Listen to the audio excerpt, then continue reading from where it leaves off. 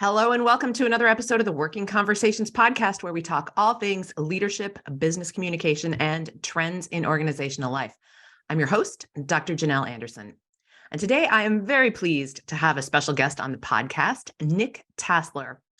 Let me begin by giving him a proper introduction. Nick Tasler is an organizational psychologist and the best-selling author of 4 books. 2 of them are on decision-making and 2 of them are on leading, managing, and working through change. All are completely relevant to the challenges that we've been dealing with for the past few years. He's also a keynote speaker and consultant with a client list that would knock your socks off. In addition to speaking, writing, and consulting, Nick is an incredibly engaged father and spouse and world traveler.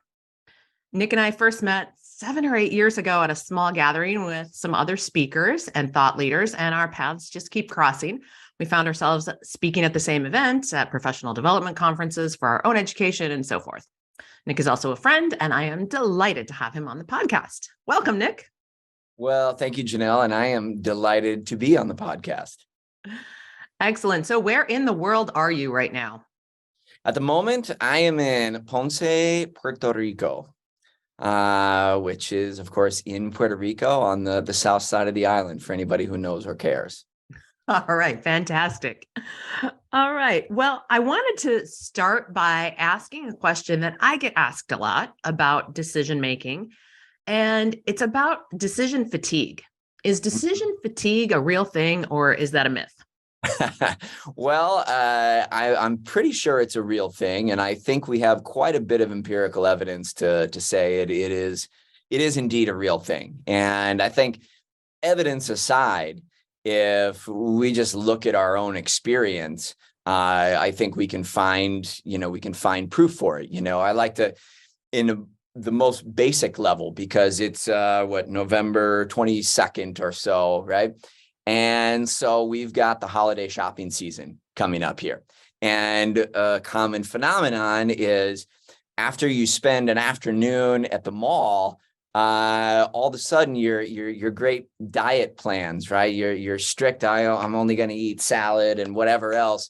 All of a sudden the smell of Cinnabon becomes irresistible after you spent a whole afternoon at the mall trying to decide on, can I get a better deal on these socks here, or this toy there? And you're constantly making decisions, shopping decisions, which should be completely irrelevant or unrelated to dietary decisions, but our brain doesn't distinguish. A decision is a decision. It creates a burden on our cognitive capacity. And so we make so many decisions that eventually we get fatigued, and it kind of burns our willpower down. And so I think, on the personal experience, I think we can all think of examples like that.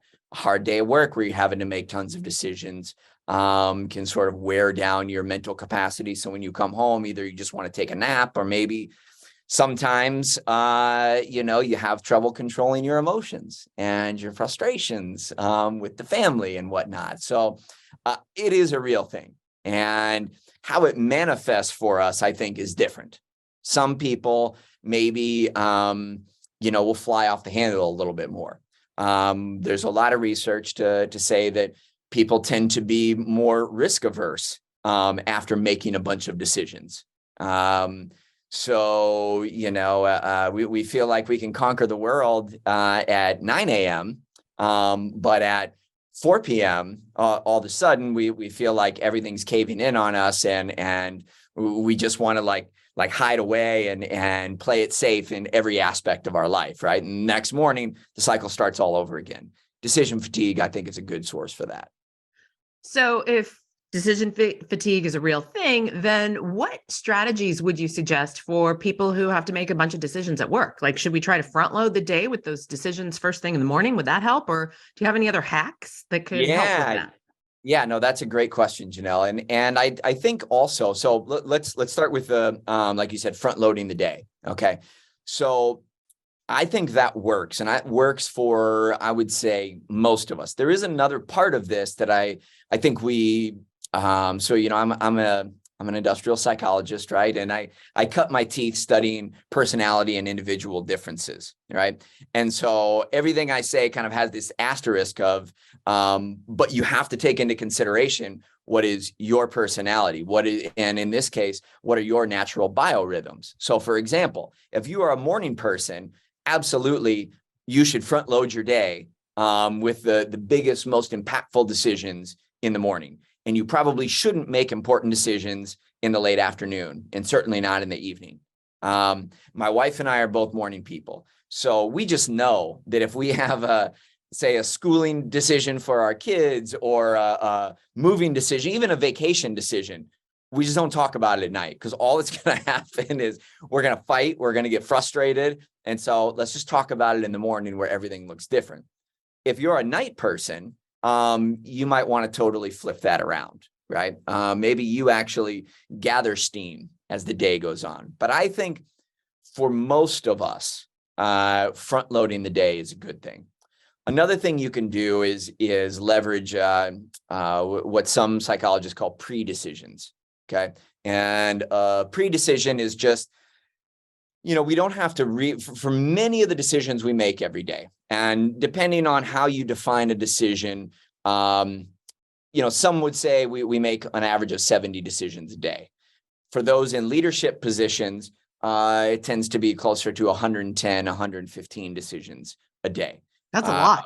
Yeah. It is a lot. That is a lot. And then it's like, is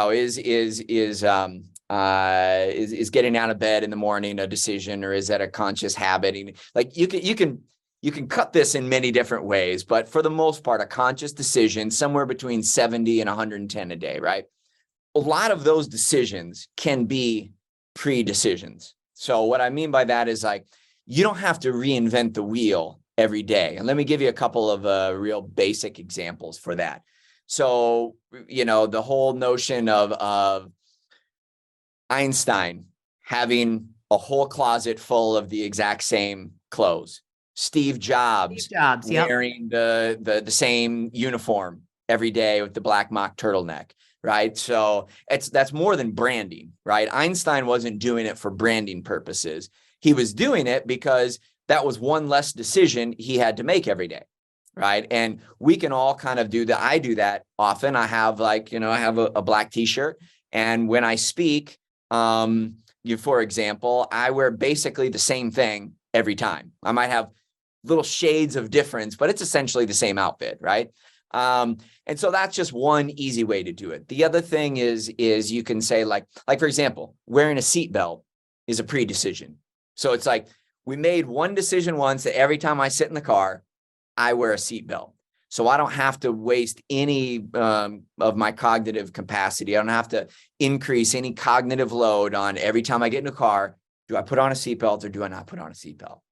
What you order at the coffee shop, like all these kind of routine things, you can minimize the cognitive load and the decision fatigue by making as many of these as possible one time and be one and done. That's just what you do every time, because it's not that important, right? So like the person who eats the exact same thing for breakfast every day, it's a pre-decision, It's done. And then they're starting the day with one less decision to make. That's exactly right. Exactly right. And those are like really simple, but really powerful ways to minimize the decision fatigue.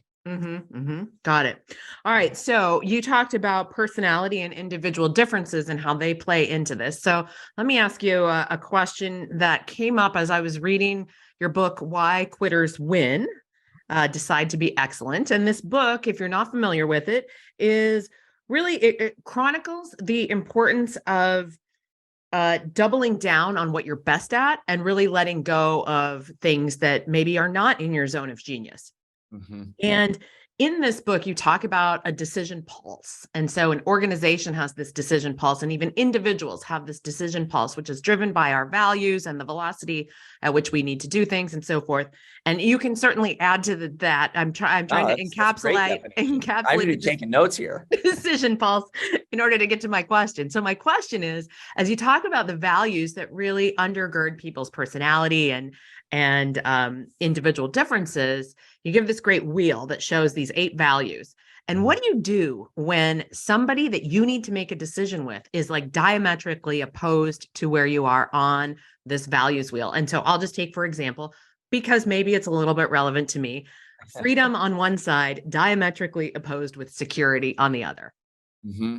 And so are we talking about how do you go through making a decision when you have to make a decision with somebody else, whether that's a team member, a spouse, your boss, whomever, who has a different set of values driving that decision? Yeah, it's so I would say the first thing to do is be aware of it, like get it on the table, be transparent about this is what I value most and what is it that you value most, right? And just simply that understanding can go a long way. So Janelle, I know you talk a lot about communications, right? And so you can speak probably more intelligently about this than I can. When you're making a decision with another person or a plan or anything, really, so much of it comes down to the communication aspect is, are we aware of the cards that each other are holding, right? Are we clear about, do I understand what motivates you rather than just assuming that what motivates me motivates you? Because it's not always the case, you know? I'll give you an example for me personally. So that wheel, right? For me, it is freedom. Okay, that is my number one thing, and I am willing to sacrifice a lot of things to preserve my freedom. My wife, on the other hand, for her, it is relationships.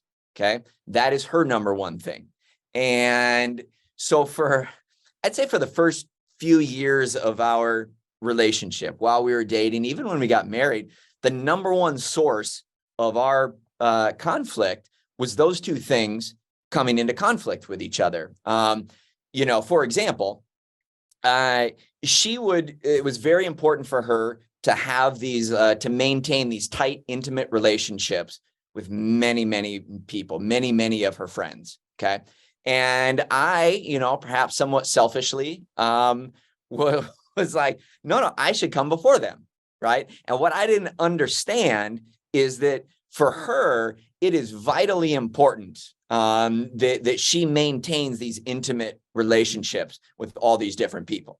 And what she didn't understand about me is it's vitally important that I have the freedom to think about what I want to think about and not have my time be overscheduled so that we're constantly building relationships. I don't want to do that. Right. And so what happened is ultimately we had, when we discovered this about each other, it opened the door for compromise, right? So I understood, okay, I get where this is coming from now. It's not that you're ignoring what's important to me. It's just super important to you and vice versa, right? And so just that understanding can sort of open the door to compromise in a way that before, that door was kind of closed.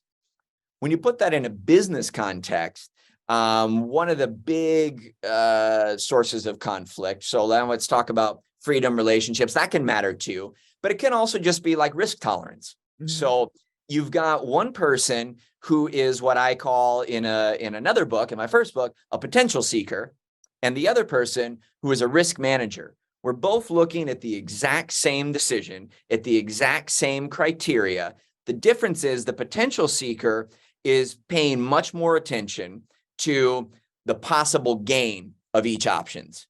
The risk manager is paying attention to what is the risk quotient, or the downside of each of the options. We're both looking at the exact same criteria, but we're looking at a different half of the criteria. And just understanding that, it's like, so we don't default to these overly simplistic, you're just being irrational. I don't understand how you can't see this. And it's because they see it. They just pay more attention to another aspect of it that I pay less attention to. Yeah. Now, that doesn't always mean that you're going to end up skipping through the meadow in, sunshine and butterflies. And, right. Like there still could be conflict and tension, but at least we understand where each other are coming from.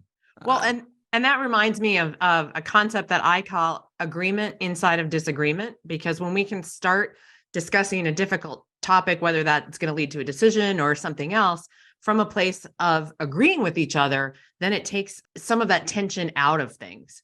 And it reminded your story about you and your wife reminded me of a story about my husband and I. This goes back about 10 years or so, where we have this difficult financial decision to make. It was partly financial, and we come at things very different. Like you, I am strong on freedom. That is my number one value. And he is diametrically across that circle from me on security and has a much different risk tolerance than I do.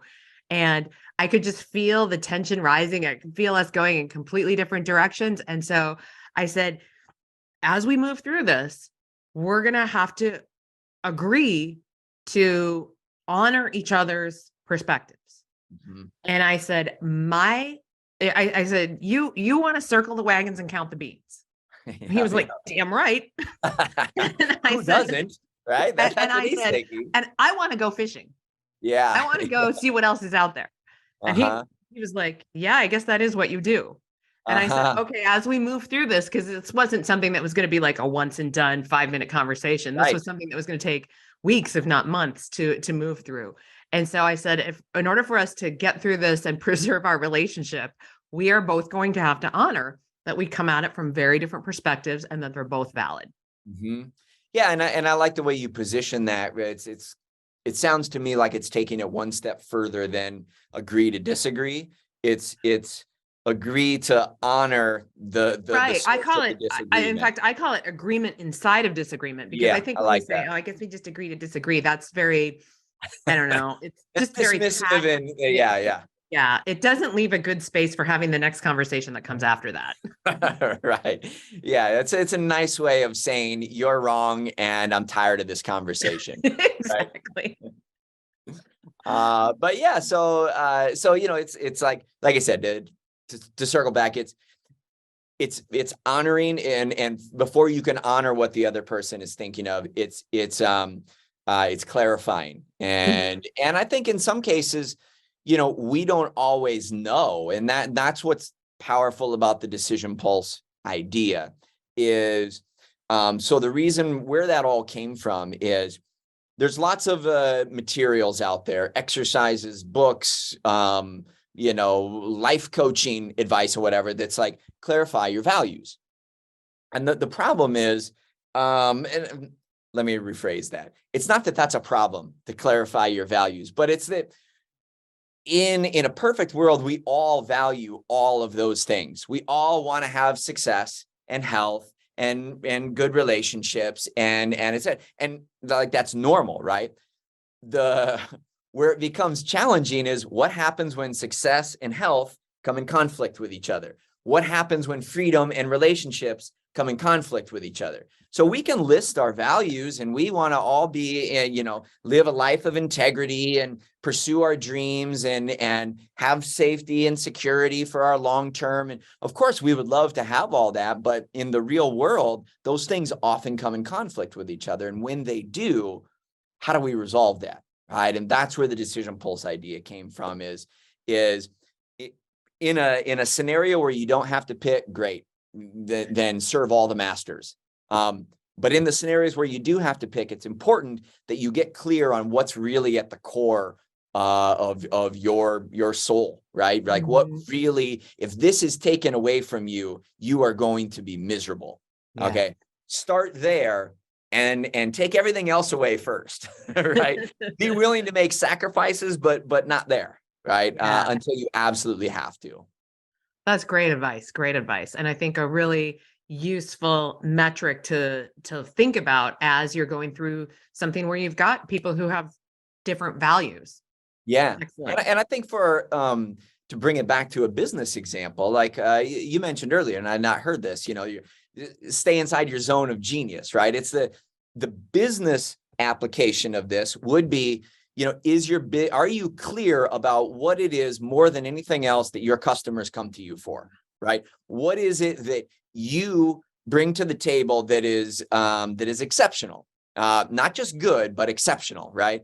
And then are you starting from there with all your strategic decisions, all your planning decisions? Now, it doesn't mean that that's the only thing you have to do or can do, right? It's like, is your thing that you provide the absolute best customer service? Is it that you have the very best product, like the highest quality? And, ideally you'd like to have both of those things, and you should aspire to have both of those things, but you need to know when push comes to shove between me and the other people that my customers can choose, what is the main reason they choose me, right? Yeah. And that's your launch pad, right? Yeah. Well, and we can even zero in on not just an organization as a whole, but an individual within that organization. Let's say I'm an accountant, and there's several accountants that, or I'm on the finance team, and there's several different people who serve a business unit on the finance team, but certain people come to me. And why do they come to me? What is it about how I deliver the finance services and the balance sheet and the profit and loss statement or whatever it is they're coming to me from? Why do they come to me, and how can I really double down on delivering exactly what they want from me? That's right. That's right. Yeah. It's, it reminds me of a little while ago, I was speaking to the leadership of this law firm, a mid-sized law firm. They kind of operate in 6 or 7 different states. And so it's a big law firm. And anyway, and the big strategic debate was like, some of the people believed that their decision pulse was, that we're good lawyers. The pushback to that was, so your competitors aren't good lawyers, right? So, right, it's like, okay, wait a second. Maybe we need to dig a little deeper into the equation here, right? And so it's not just, as their words, not mine.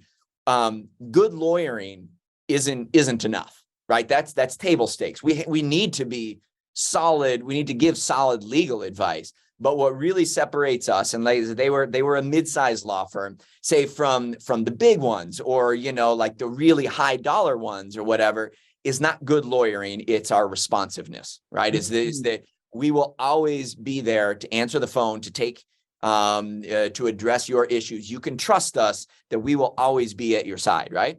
Now, of course, we need to be at your side with good, sound advice, but that alone is not our differentiator, right? Yeah. And just having that kind of clarity led to a whole bunch of other decisions that they could make. It's like the one that they use was, it's Friday afternoon, you've got a case briefing or that you want to get done, or you've got a client that calls you. Which do you spend your time on Friday afternoon? Right? And it's like, if good lawyering is our thing, you finish the case briefing. If being responsive to customers, to our clients is what, then you answer that call and you figure out how to do the briefing at another time, right? Yeah. And that's how it can trickle down to a team and create aligned decisions and aligned movement of the organization. Excellent. And just getting that specific about what it is that you do so well, and getting everybody behind that can really make a huge difference. Yeah. And then what does that look like at 10:04 on a Tuesday morning?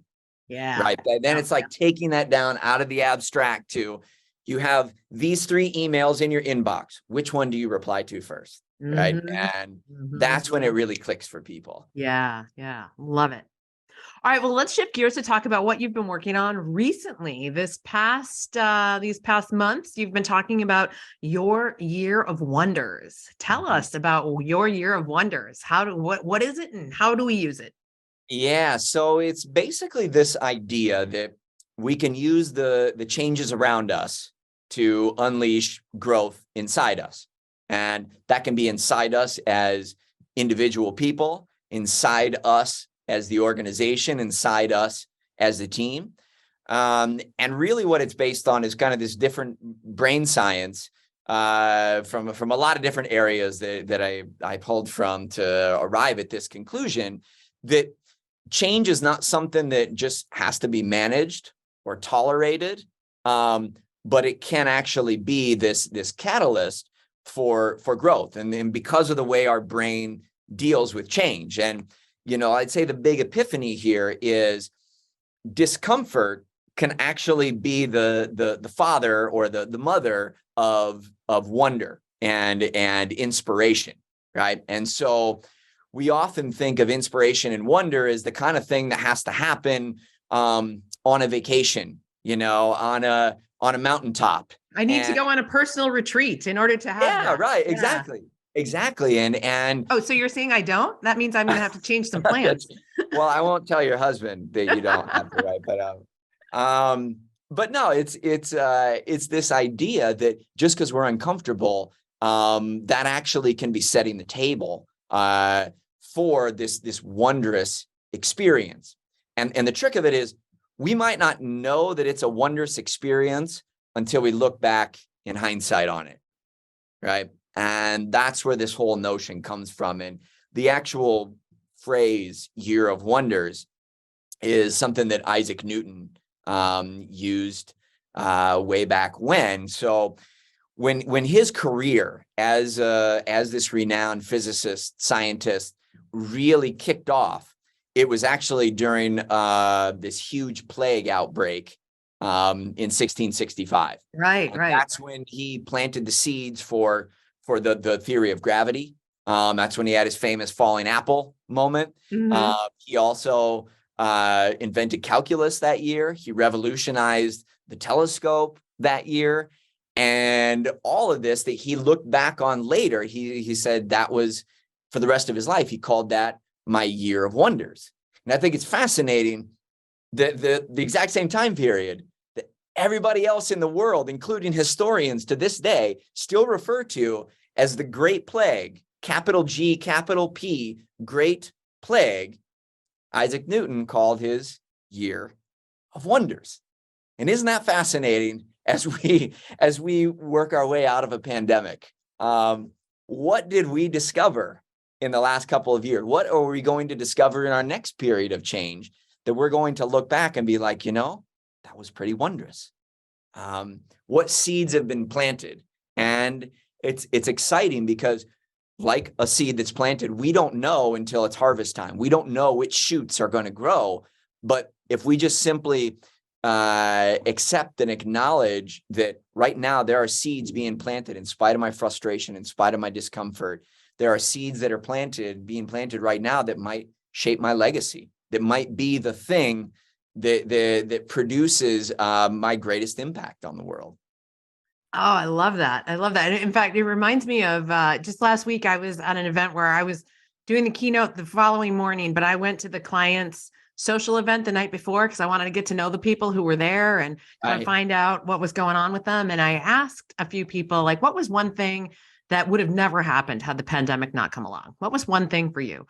And this guy told me, like, it was really early in the pandemic, and one of his children was turning like 10. And of course, they couldn't have a traditional birthday party, and they would have gone to, a trampoline park or a climbing gym or something. And so he told me about how he built this really elaborate obstacle course in their backyard, and how amazing it was, and how they used it for months afterwards, and how he would have never poured his heart and soul into creating this experience for his child for his birthday had it not been for the pandemic. And then their family used it like all summer long. Right. So it's like those kinds of moments that just really are wondrous.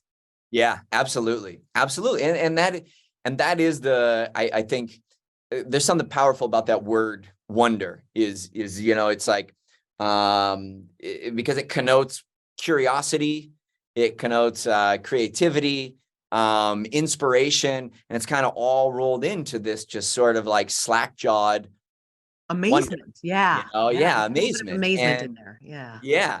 And so it's been really fun to watch audiences respond to that, because particularly now in just the last 6 months or so, there's a lot of my audiences that the pandemic, the pandemic produced for their business, because of the industry that they happen to be in, and it's a bunch of different industries, almost an embarrassment of riches.